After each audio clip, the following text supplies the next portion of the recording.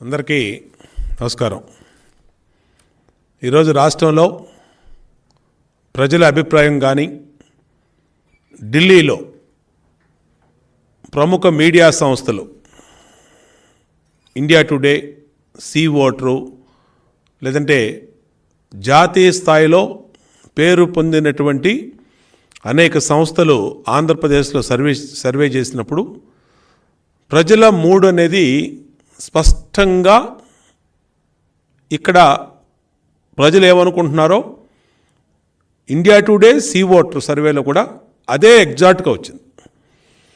అంటే రేపు రాబోయే ఎన్నికల్లో 60% పైన ఓట్లతో జనసేన, తెలుగుదేశం పార్టీ కూటమి ప్రస్తుతానికి ఇప్పటికైతే, రేపు ఇంకా మిగతా పార్టీలు కలిస్తే మరి వాళ్ళ ఓటు బ్యాంక్ కూడా యాడ్ అవుతాయి.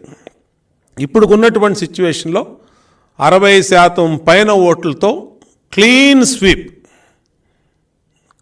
స్వీపు జనసేన, తెలుగుదేశం పార్టీ కూటమి చేయబోతా ఉంది. ఇవాళ దానికే తాడేపల్లిలో పునాదులు కదులుతూ ఉన్నాయి. చివరి సమావేశాలు పెట్టాడు జగన్మోహన్ రెడ్డి, 4 రోజుల సమావేశాలు అసెంబ్లీలో. కనీసం పట్టుమని 20 మంది ఎమ్మెల్యేలు లేరు.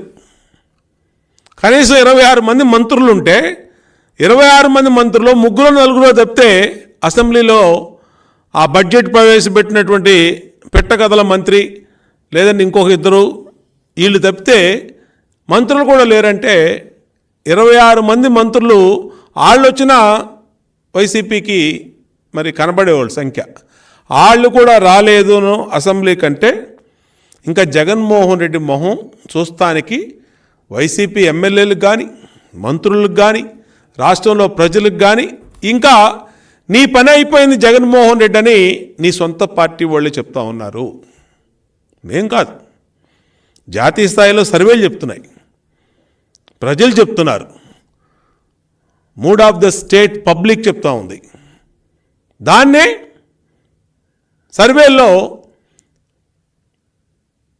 ఇండియా టుడే, సీ ఓటరు, గతంలో వీళ్ళు ఇదే ఇండియా టుడే, సీ ఓటరు అలాగే వాళ్ళ టీంలు 2019లో వైసీపీ అధికారంలోకి వస్తుందని చెప్పారు వీళ్ళు. ఆ రోజు మేము అధికారంలో ఉన్నాం. తెలుగుదేశం అధికారంలో ఉన్నప్పుడు ఇదే జాతీయ సర్వే సంస్థలు ఆంధ్రప్రదేశ్లో సర్వే చేసినప్పుడు వైసీపీ అధికారంలోకి రాబోతా ఉంది.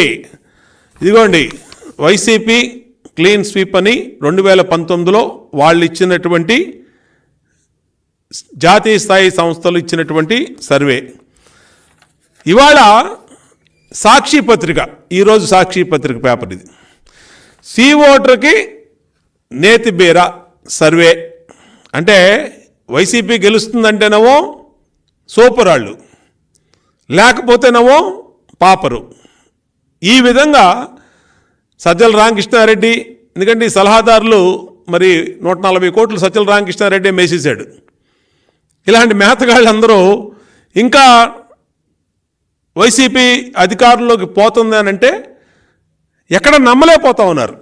ఇంకా 60 రోజుల్లో పీక్కోవాల్సినంత పీక్కోవడానికి ప్రిపేర్ అయిపోయారు.